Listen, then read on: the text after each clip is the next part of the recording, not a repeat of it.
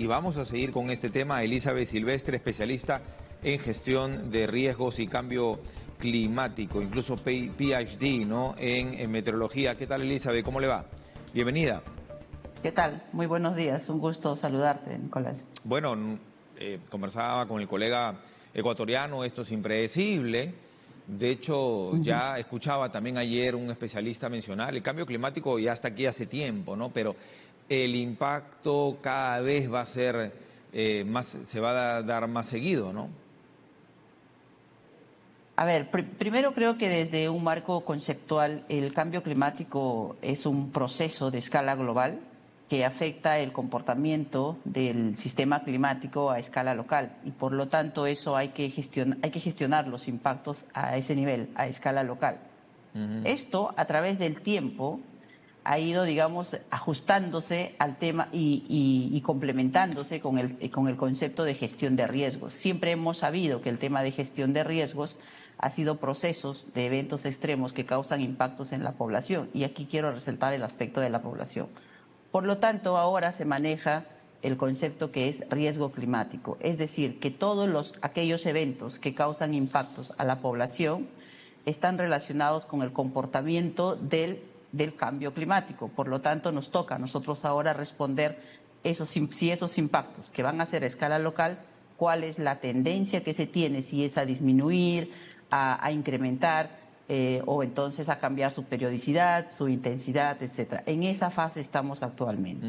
Ahora, lo preocupante son las precipitaciones, las lluvias, ¿no? Su intensidad, Exacto. Porque no se ha hecho nada y a mí me sorprende que luego el niño costero no se haya trabajado para, al menos en temas de drenaje, de limpieza de cauces, ampliación del cauce, no lo sé, pero si eso es posible, ¿no? Porque también es cierto que lo que está lloviendo es histórico.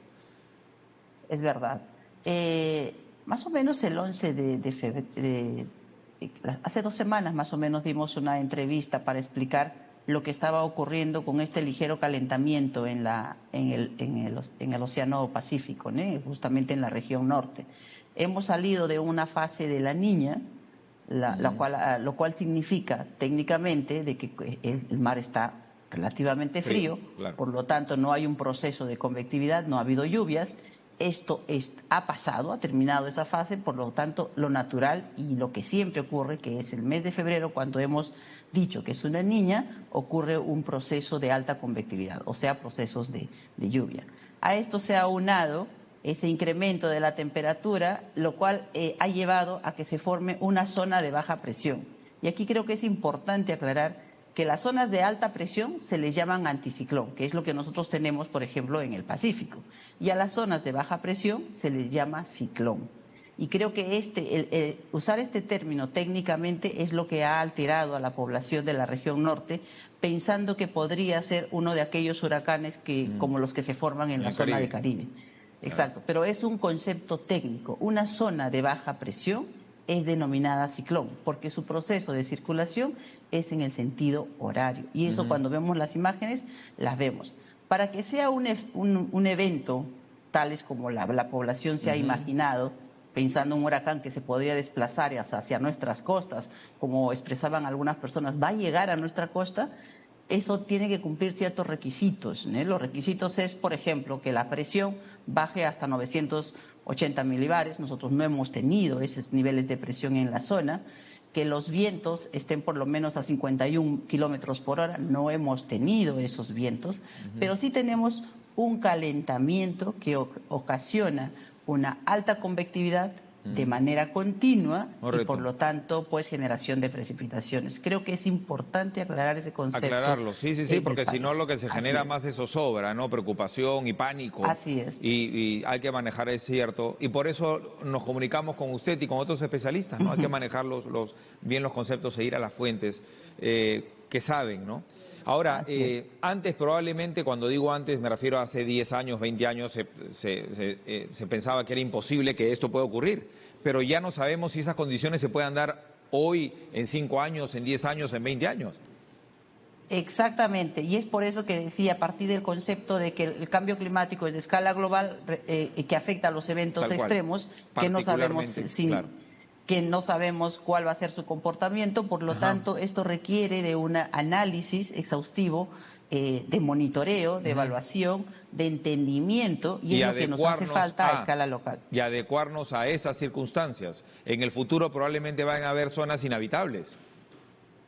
Probablemente, pero eso lo tenemos que responder desde ahora. Y este concepto de responderlo desde ahora para los próximos años, en el corto plazo, para las próximas semanas o los próximos meses, tenemos que incluir el tema de la gestión de riesgos, cuyo fundamento principal es la prevención. Lo que nosotros estamos haciendo es dar la información en el momento de la ocurrencia, pero tenemos que dar la información mucho antes de la ocurrencia para que la población pueda actuar. Y ese es un rol que a nivel internacional ya se ha implementado en el concepto de sistemas de alerta temprana. Y a eso hay que volcar los esfuerzos en nuestro país principalmente. ¿A usted le ha sorprendido el ciclón Yaku? Le pregunto esto porque habla de prevención y está bien, ¿no? Porque esto es impredecible, hay que estar atentos en cualquier momento, ya además porque hemos vivido ciertos fenómenos. Pero esto de tener la niña tantos años también fue impredecible, ¿no? Nadie pensó que iba a ocurrir. Y ahora sale la niña, aparentemente entra el niño y este ciclón se forma de la nada, ¿o ya se sabía que venía? A ver, los procesos atmosféricos tienen ciclos, ¿no? Entonces nosotros tenemos que hacer un seguimiento de los procesos durante el verano, del invierno, etcétera, durante las 4 estaciones del año. Las estaciones, correcto.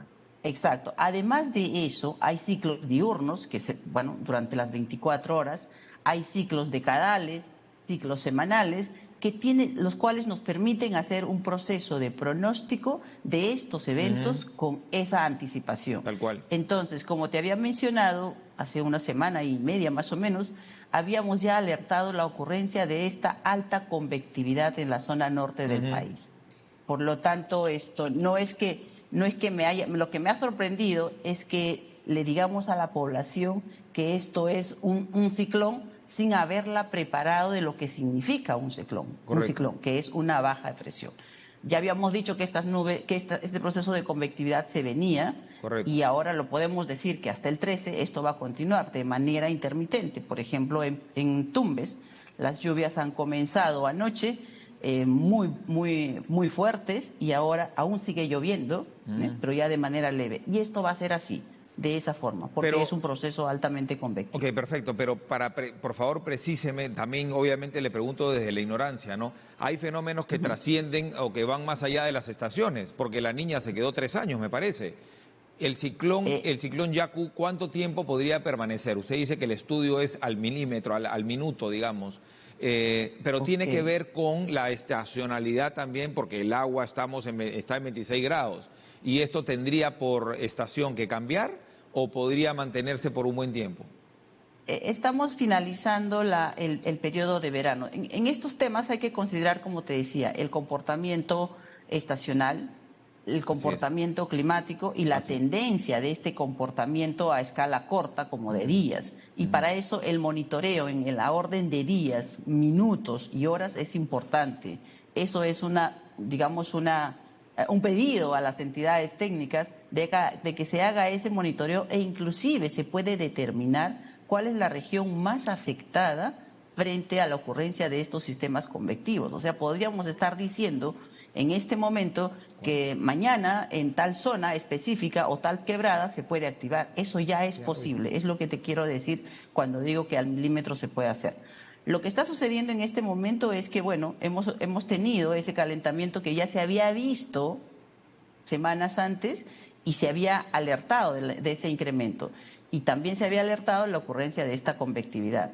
Lo que estamos viendo ahora es que estamos próximos a acabar la fase de verano, por lo tanto, esto probablemente vaya a disminuir a través del tiempo, pero no podemos extendernos y decir de acá a un mes esto va a disminuir. Pero podemos hacerlo en el corto plazo. Como te decía, hasta el día 13, a partir de hoy, por ejemplo, vamos a tener aún precipitaciones de larga duración, algunas muy intensas en la zona norte de nuestro país. Y eso hay que ir actualizándolo día a día, porque eso sí es posible. Además de el monitoreo que tiene que ser realizado para determinar aquellas zonas afectadas. Ese es el procedimiento que debemos realizar, pensando en los impactos que estas precipitaciones están causando en el norte. Y sobre todo, ¿eh?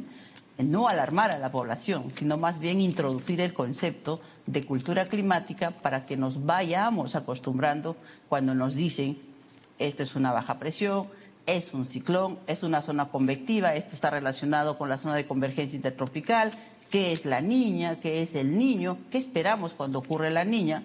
Por ejemplo, cuando ocurre la niña, bien lo has dicho tú, hemos tenido la niña por bastante tiempo. Cuando ocurre la niña, termina ella, esperemos una activación de la atmósfera para lluvias en todo el país.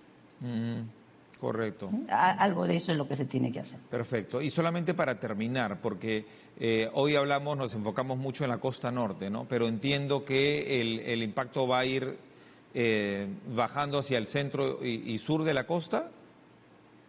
Lo que sucede es que en este proceso hay que mirar a la atmósfera de una manera conjunta. Estamos teniendo altas precipitaciones también en la Amazonía. Entonces, miremos al comportamiento global, regional y a la escala de Perú como todo un sistema sin límites, sin paredes.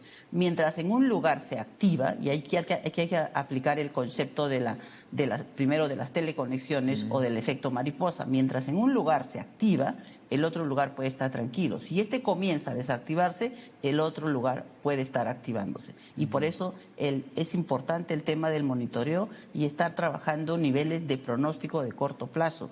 No, eso no es cosa que nosotros no lo conozcamos. Ya el mundo entero hace pronósticos muy afinados en la escala de días con un nivel de porcentaje de 75-85%. Y es por eso que nosotros habíamos mencionado de la ocurrencia hace algunos días, ¿eh? Perfecto. Muchísimas gracias, Elizabeth. Ha sido muy amable. De nada, muchas gracias. Gracias. Especialista en gestión de riesgos y cambio climático, PhD en meteorología, Elizabeth Silvestre estuvo